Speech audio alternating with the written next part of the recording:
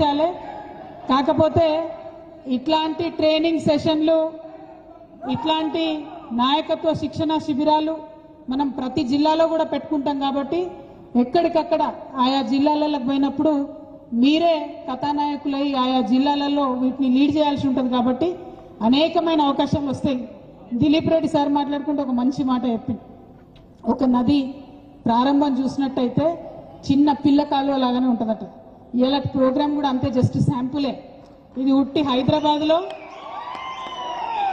మనం చాలా చాలా కంట్రోల్డ్గా కాన్స్టిట్యున్సీకి 2 మాత్రమే అని పిలిస్తే ఇంతమంది ఉన్నారు.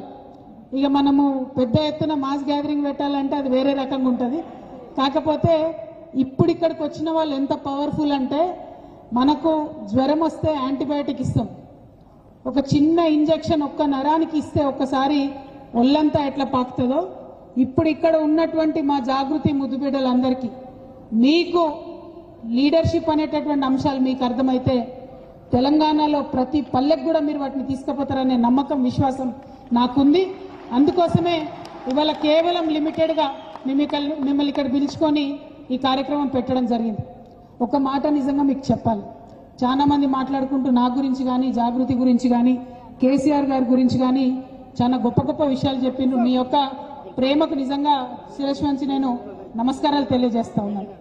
కానీ మీ అక్కగా, మీ సోదరిగా, మీ మంచి కోరుకునే వ్యక్తిగా మీరందరూ రేపు ఫ్యూచర్లో పెద్ద పొజిషన్లలో ఉండాలని అనుకునేటటువంటి వ్యక్తిగా ఒక మాట చెప్తున్నాను. ఆ మాట ఏంటంటే, నిజంగా కూడా 10 మందిని మనం లీడ్ చేయాలనుకుంటే, ఒక 1000 మందికి మంచి చేయాలనుకుంటే బయట విషయాలు, బయట అంశాలు మనల్ని ఎప్పుడు కూడా ఆపలేవు. మన మనసులో ఉన్నటువంటి అంశాలే మనల్ని ఆపుతాయి. ఒక లీడర్గా ఎదగాలంటే ముందు ఇన్నర్ ఇంజనీరింగ్ కావాలి, అవుటర్ ఇంజనీరింగ్ కాదు. ఇన్నర్ ఇంజనీరింగ్ అయ్యి నేనేం చేయదలుచుకున్నా, నేను ఎవరి కోసం పనిచేయదలుచుకున్నా, నేను ఎంత ఓపికగా ఉండదలుచుకున్నా, నేను ఎంతవరకు వెళ్ళదలుచుకున్నా, నన్ను నమ్ముకున్నటువంటి వాళ్ళ కోసం ఎంత మేరకు నేను పోతా, నా కమిట్మెంట్ ఏంది అని ఆలోచించుకొని ఇన్నర్ ఇంజనీరింగ్ చేసుకొని బయలుదేరితే అది తొలి అడుగు అవుతుంది. అది మనల్ని చాలా పెద్ద ఎత్తుకు తీసుకెళ్తుంది. ఇక ఒక్కసారి మనిషిలో మనం గట్టిగా అనుకొని బయలుదేరితే ఆపే దమ్ము ఎవరికి ఉండదు. 100 సమస్యలు వస్తాయి. ఇవాళ ఒకటి వస్తుంది, రేపు ఒకటి వస్తుంది, ఎల్లుండి ఒకటి వస్తుంది. సమస్యలు లేని మనుషులు లేరు, సమస్యలు లేని జన్మ లేదు.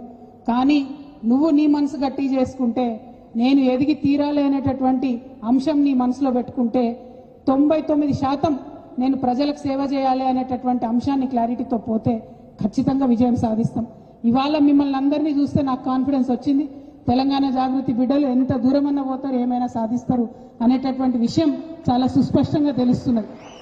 ఒక్క మాట మనం అనుకోవాలి, సమూహాలలో, రాజ్యాలలో, రాష్ట్రాలలో ఎప్పుడు ఒక మాట చెప్తూ ఉంటారు, మనం ఇంత ఎదిగినాం, అంత ఎదిగినాం, మన జీడిపి ఇంతుంది అంతుందని చెప్తారు. కానీ జీడిపితో పాటు పరిపాలనలో ప్రజల భాగస్వామ్యం ఎంతుంది, అట్లానే ప్రజా ఆరోగ్యం ఎట్లుంది, అట్లానే ప్రజలకు స్వేచ్ఛ ఎంతుంది. సోషల్ మీడియా పిల్లలు మాట్లాడుకుంటే చెప్పిండ్రు, ఉందా ఈ రాష్ట్రమే వాళ్ళ స్వేచ్ఛ? ఒక్క పోస్ట్ పెడితే పిరికి ముఖ్యమంత్రి ఎత్తుకపోయి జైల్లో పెడుతున్నటువంటి పరిస్థితి ఉన్నదా స్వేచ్ఛ? దానికోసం మనం మాట్లాడాల్సినటువంటి అవసరం ఉన్నది. నీతి నిజాయితీగా ఉండాల్సినటువంటి అవసరం ఉన్నది. పక్కోడు నిజాయితీగా లేడు కదా, నేనెందుకు ఉండాలి అనుకుంటే ఇక ఎవడు ఉండాలి? మరి నాకు ట్రైన్లో పోతుంటే మంచి స్లీపర్ కోచ్ కావాలి, నేను 500 రూపాయలు టికెట్కి ఇస్తా టీటీకి, ఎవరికో ఇంకోటికి పోతే పోని అవకాశం, ఎవరో ముసలాయనకు పాపం రావాల్సిన భర్తీ నాకు వస్తే చాలు అని మనం అనుకుంటే సమాజం అంతా కూడా అట్లే అనుకుంటుంది కదా. నీతి నిజాయితీ అనేది ఎక్కడో ఉండదు, మన దగ్గర నుంచే ప్రారంభం కావాలి. మరీ ముఖ్యంగా మనలాగా ఇట్లా మెడల కండువాలు వేసుకొని ప్రజలను ఉద్ధరిస్తామని చెప్పి బయలుదేరిన వాళ్ళ దగ్గర ఖచ్చితంగా ఉండాలని చెప్పి ఈ సందర్భంగా మనం ఒక్కసారి ఆత్మ విమర్శ చేసుకోవాలని మీ అందరినీ కూడా నేను కోరుతా ఉన్నాను. అట్లనే ఒకరి పట్ల ఒకరికి విశ్వాసం. ఈ సంస్థలో పనిచేస్తున్నాం, రోజు కలిసిమెలిసి ఉంటాం, ప్రతి ఒక్కరిని మొహం చూసుకుంటుంటాం తెల్లారితే. కానీ ఒకరి మీద ఒకరికి మనకు విశ్వాసం లేనంత కాలం మనమైతే ముందడుగేసే ఆస్కారమే ఉండదు. మరీ ముఖ్యంగా నా యువమిత్రులకు నేను చెప్తా ఉన్నా, క్విక్ రోడ్ ఏమీ లేదు సక్సెస్కి. హార్డ్ వర్క్ ఒకటే ఉంటుంది, టైం ఒకటే మిమ్మల్ని లీడర్ చేస్తుంది, కష్టం ఒకటే మిమ్మల్ని లీడర్ చేస్తుంది. తెల్లారి కల్లా షార్ట్ కట్లో పైకి పోదాం అనుకుంటే మీద పెద్ద పాము ఎదురు చూస్తుంటుంది, మిగతా అంత కింద పడతాం. ఎప్పుడు కూడా షార్ట్ కట్ అనేది నిలబడదు. కాబట్టి యువమిత్రులు పర్టికులర్గా ఒకరి మీద ఒకరు విశ్వాసం పెట్టుకోండి.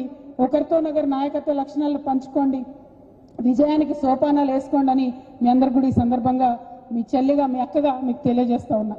అట్లనే సామాజిక సంబంధాలు, నిజంగా ఈ విషయం చాలా డీప్గా ఆలోచన చేయాలి. మనము మన చుట్టూ ఉన్న సొసైటీతో ఎట్లుంటున్నాం అనేది చాలా సీరియస్గా మన పిల్లలు కూడా అబ్జర్వ్ చేస్తుంటారు. మనం అనుకుంటాం పిల్లలు ఏం చూడరని, కానీ మీరు మీ నేబర్స్తో ఎట్లుంటారో మీ పిల్లలు కూడా రేపు వాళ్ళతో అట్లే ఉంటారు. కాబట్టి దయచేసి సామాజిక సంబంధాలు మంచిగా ఉండాలనే ఆలోచన మనం ఓవరాల్ డెవలప్మెంట్లో ఇంక్లూడ్ చేసుకోవాల్సిందిగా మిమ్మల్ని కోరుతా ఉన్నా. అన్నిటికన్నా ఎక్కువ ఈ సమాజం పట్ల మనకు ఒక కృతజ్ఞత ఉండాలి.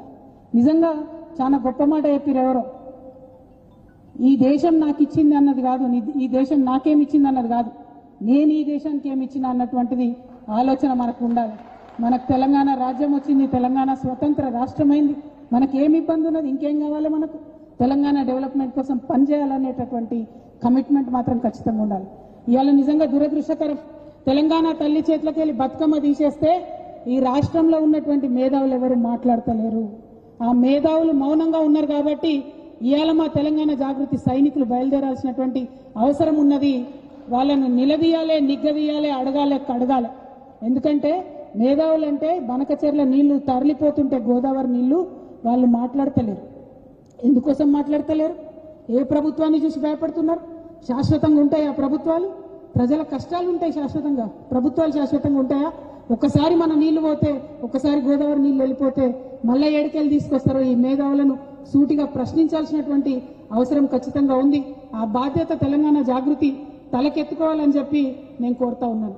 మరి నిజంగా కూడా ఏ నాయకుడి దగ్గర అలావుద్దీన్ అద్భుత దీపం ఏమి ఉండదు, ఎవరి దగ్గర అక్షయ పాత్ర ఉండదు, తెల్లారి కల్లా అన్ని కూడా మంచిగా చేయలేము. కానీ నిజం మాట్లాడాలి, మాట్లాడిన దాన్ని అమలు చేయాలి. ఇక మన రేవంత్ రెడ్డి మాటలు ఏంటి ఎట్లుంటుందంటే చచ్చిపోయినాక స్వర్గంలో కూడా నీకు సన్నబియ్యం ఇస్తా అంటాడు, అటువంటి పరిస్థితి ఉంటుంది. ఈ మాట నేను చెప్పలే, అలిశెట్టి ప్రభాకర్ అని మన జగిత్యాల కవి చెప్పింది. నాయకులు ఎట్లుంటారంటే చచ్చిపోయినాక స్వర్గంలో కూడా నీకు సన్నబియ్యం ఇస్తా అని వాగ్దానాలు చేసే నాయకులు ఉంటారన్నారు. అట్లాంటి నాయకుల్ని గుర్తుపట్టాలి, వాళ్ళని ఎప్పటికప్పుడు ప్రశ్నించాలి. ఇవాళ అద్భుతం ఏంటంటే తెలంగాణ జాగృతిలో हमारे सलीम भाई है, सारे उनके ऑटो वालों के टीम है. अब हम हमेशा सोचते थे